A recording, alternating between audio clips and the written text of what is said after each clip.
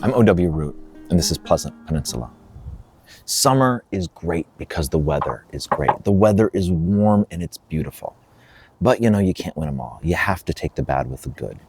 And everything or nothing is all good. So even though the weather's warm, the weather's great, the bugs are plentiful and bad. And I have to say, that's something that I actually like about winter. No bugs. By the time October comes around, I'm kind of looking forward to the absence of those earwigs. You ever see those earwigs? Ugh. They look like they're from some prehistoric film or maybe they're some alien. They're incredibly ugly creatures. So that's something nice about winter. Something bad about summer. It's the way it goes and goes that way. And something that is a sign of summer, at the beginning of summer here up north, are these mayflies, or some people call them lake flies, or they're properly called midges. And these things, I wasn't really aware of these before I moved up north, because I grew up in West Michigan. We don't really have them in West Michigan, and I don't really know why, but we just don't. And if we do, they're just not nearly as bad. I don't remember the kind of swarms. Up here, my God, the swarms of midges are unreal. I was driving in the UP a few weeks ago, and there was a couple trucks, or there were a couple trucks ahead of us. I was on US 2, going west, and I swear, I actually thought that they were puffing smoke, because I kept seeing these black clouds that sort of disappear a little bit in front of me, and I thought, wow, there's kind of some tough exhaust going on here with the trucks, and it was not exhaust. I looked more closely, because it just kept happening. It seemed a little just too asymmetrical even for smoke.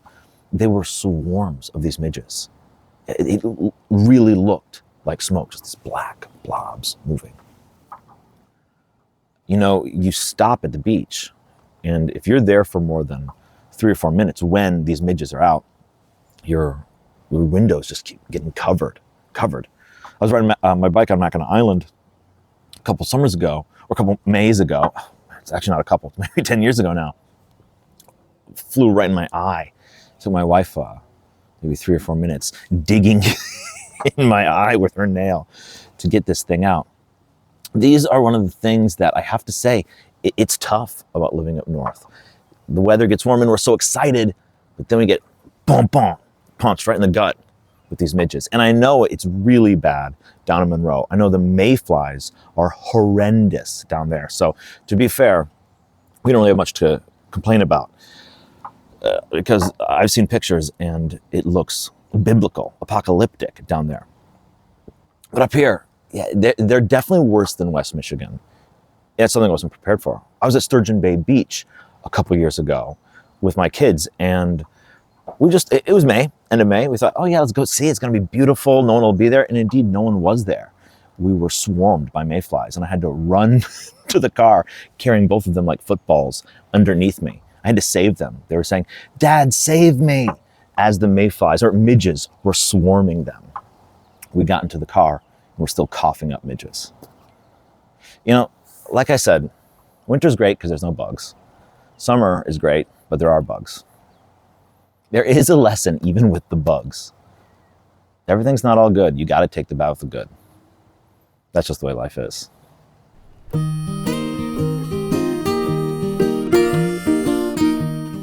Traveling. It's amazing how easy it is to travel today. Our great-great-grandfathers would be blown away by modern flight. And yet, airports stink. Gosh, doesn't it feel like airports have gotten worse in the past 10, 20? I mean, obviously people would say 40 years, 50 years. It was a different world back then. True, less people flew back then, but even 10, 15, 20 years, feels like it's gotten bad. Security is kind of obscene. And yeah, it's important, but gosh, you stand in line forever. The crowds are miserable. You have to show up, 8 hours early for a flight today? I mean, not that long. You get the point. It's not a good vibe. The worst part of traveling today is the airport. That's true. But it doesn't need to be that way.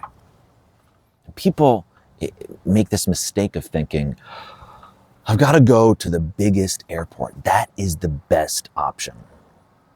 You know, if I live in Saginaw, I got to go down to Detroit.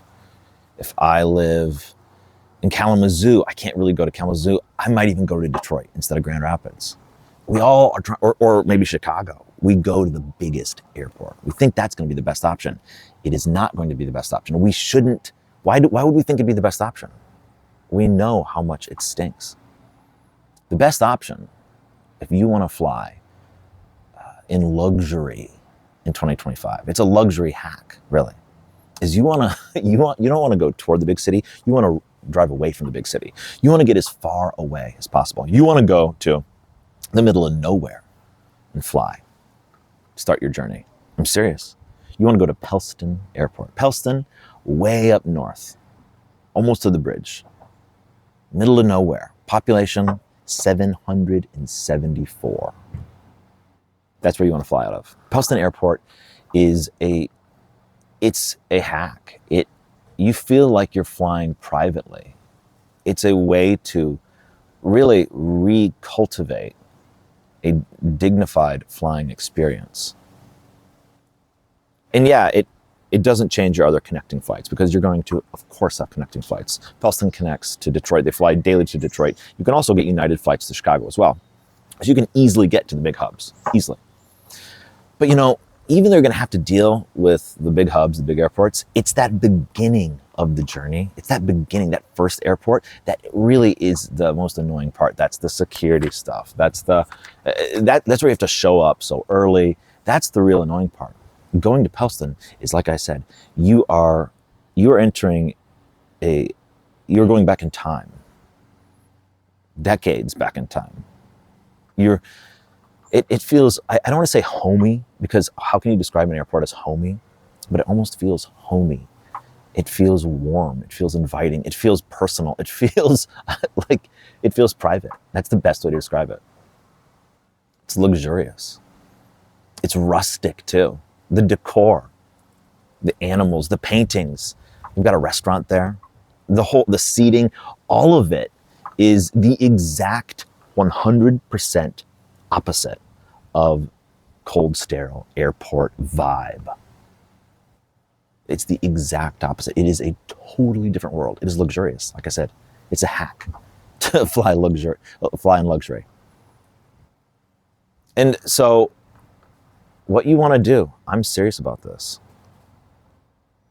You want to drive a couple hours to Pellston. It's the middle of nowhere.